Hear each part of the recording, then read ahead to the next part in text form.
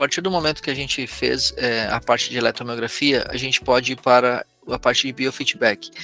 Na parte de biofeedback, ele tem uma estrutura muito parecida com a parte da eletromiografia, onde a gente tem que escolher um arranjo, né, de sensores, né, no caso, escolher qual é o canal que vai ser ativado, e ali, no caso, depois dos momentos que a gente seleciona o nome do arranjo, o tipo do sensor e a localização, a gente entra numa parte onde a gente vai selecionar CVM, só que vocês vão ver que agora tem CVM e RVM. Por que tem a CVM e a RVM? Imagina-se que o gráfico ele tem um eixo vertical e um eixo horizontal. O eixo horizontal é o tempo, e o eixo vertical é a intensidade da contração. Como o biofeedback é diferente da eletromiografia, ele é em percentual, então ele vai, o eixo no zero ele vai ser 0% e a parte de cima ele vai ser o 100%. Só que a gente tem que fazer o software entender qual é o 100% dessa musculatura desse paciente, qual é o 0%. Então, o 100% vai ser a CVM, que é a contração voluntária máxima, e o 0 vai ser a RVM, que é o relaxamento voluntário máximo. Para isso, a gente inicia ali uma coleta, né? A gente faz a nossa máxima contração e a gente faz o nosso máximo relaxamento. Depois que a gente fez essas duas questões, a gente pode clicar em parar ali e automaticamente ele vai pegar, né, esses índices, né, no caso. Isso, a gente sempre espera essa barrinha vermelha chegar até o relaxamento máximo ali do paciente, então a gente sempre espera ela descer bem, relaxou bem, pode clicar em parar. Aí ele vai pegar lá do lado direito, a máxima contração foi 145/51 e a mínima foi 1. Caso a gente não queira fazer isso, a gente queira entrar com os valores manualmente, também é possível. É só digitar ali na CVM inserir manual ou digitar RVM inserir manual, certo? Aí a gente dá como concluir, isso aí já foi o processo, foi executado, a gente ativa o canal e a gente joga para a tela de protocolos.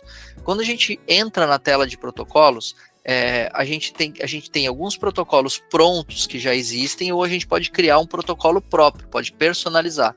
Se a gente quisesse personalizar, seria muito parecido com o que a gente fez na eletromiografia. Então a gente iria clicar ali em novo protocolo, né, iria fazer toda a seleção das atividades. A gente vai colocar o nome do nosso protocolo e vai criar as atividades para ele, né? Qual que é a diferença do que foi feito lá para o que está sendo feito aqui no biofeedback? Agora a gente coloca a intensidade, ou seja, a gente está dizendo que a gente quer que esse paciente fique em repouso por 5 segundos numa intensidade, vamos colocar, sei lá, 5%, né? 5% do quê? Da CVM. Então, se a CVM era 141,50, que eu acredito que foi o que a gente selecionou anteriormente, ela vai ficar a 7 microvolts, digamos assim, que é mais ou menos 5%, né, no caso dessa contração máxima. E aí, ali a gente tem também, a gente tem como definir se isso vai ser uma atividade ou se isso vai ser uma transição. No caso, isso aqui é uma atividade. E a gente também pode dizer se a gente quer. A gente quer que a gente pegue os dados dessa seleção de relaxamento ou não. A gente pode dizer que não, eu não quero pegar os dados, porque o que me interessa é analisar só a contração. Ou sim, né? E a gente também deixa essa caixa selecionada. Do lado direito, a gente tem o cálculo da frequência mediana. O que é o cálculo da frequência mediana? Frequência mediana são os pontos, né, de disparo das fibras para a gente analisar no domínio da frequência. Isso é muito interessante para acompanhar durante todo o tracejado do biofeedback como é que está sendo a fadiga desse músculo, né, a fadiga muscular desse músculo em tempo real. E a gente também tem como selecionar e mostrar isso ou não. Então a gente seleciona também a cor dessa atividade, né? E a gente pode definir se dentro do objetivo, que é dentro desse quadrado que vocês vão ver onde o sinal tem que passar, eu quero que tenha um som dentro do objetivo, ou eu só quero que quando ele saia fora do objetivo ele dê um alerta, um alarme. Olha, você, como quem diz assim, você saiu fora. Pode ser uma sirene, pode ser qualquer coisa nesse sentido, né?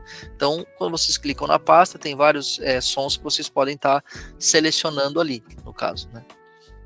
Aí a gente selecionou a primeira atividade, mas ela ainda não está dentro do protocolo, né? Então a gente pode jogar ela imediatamente para a linha do protocolo, ou a gente pode criar todas as atividades e jogar todas de uma vez para dentro.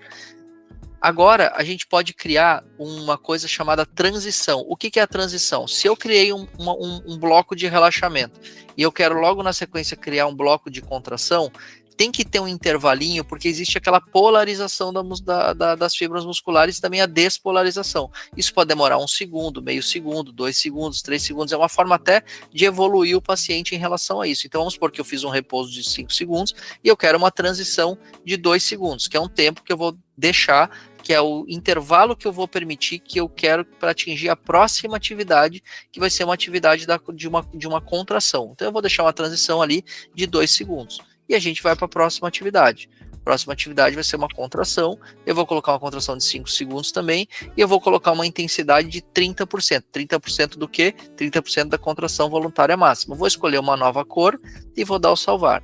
A partir desse momento, eu já posso jogar tudo lá para baixo. E eu posso repetir isso novamente se eu quiser ou não. Ou jogo uma por uma. Fica a critério de quem está fazendo a situação. Quando a gente já definiu isso, a gente vai para uma situação, a gente pode definir a dificuldade. Isso depende muito do critério clínico de quem está fazendo a avaliação. Ele pode ir de muito fácil, médio e difícil. O que é isso? Imagina-se que então a gente tem o eixo Y, que é o eixo em percentual do índice de contração, a gente tem o eixo horizontal, que é o tempo, e aí nisso tudo eu vou construir essas janelas de tempo, que é o repouso, a contração, o repouso, que são esses quadrados que estão aí. O que acontece? Quando ele é muito fácil, é como se fosse, imagina que esse quadrado é uma estrada, então essa estrada é mais larga. Se ele fica difícil, ele se torna uma estrada mais estreita, e é por esse caminho que o sinal vai ter que passar. Então, a gente pode selecionar a dificuldade e aí sim a gente vai mostrando que vai ficando mais difícil, ela vai ficando mais estreita. Então, isso a gente consegue trabalhar a parte de coordenação da musculatura, enfim, com o paciente. Vocês notam que lá em cima também fica em que ação que a gente está fazendo no momento e qual é a próxima ação que a gente está também nisso. O que vai ser levado em consideração para o cálculo é o que está dentro dos quadrados, dos retângulos, melhor dizendo, coloridos, né? Lá do lado direito superior, ele mostra os valores absolutos que estão acontecendo, tá? Então, agora que a gente já definiu isso, a gente tem 4 possibilidades de feedback. A gente já selecionou a dificuldade. A primeira possibilidade é essa que a gente acabou de mostrar, que a gente chama de padrão, né? Onde não tem nenhum objeto que tem que ser seguido. A gente só passa dentro dos retângulos, mas é uma visualização padrão. Depois a gente entra na visualização temática. É a mesma coisa que a gente mostrou anteriormente, só que com um fundo lúdico e com um objeto. Então, a gente pode dar um exemplo aqui do balão. Então ele tem um fundo de um céu e o objeto é o balão. Quando a gente iniciar a coleta, ele vai puxar aquele mesmo protocolo que a gente já tinha criado, apenas com essa temática. Então a gente tem 6 temas diferentes. Isso é interessante até para o paciente não entrar numa monotonia e a cada vez que ele vai fazer as sessões ele tem uma situação diferente. Então essa aqui, no caso, é o exemplo de um fundo de uma fada, né, no caso, e temos outros fundos também.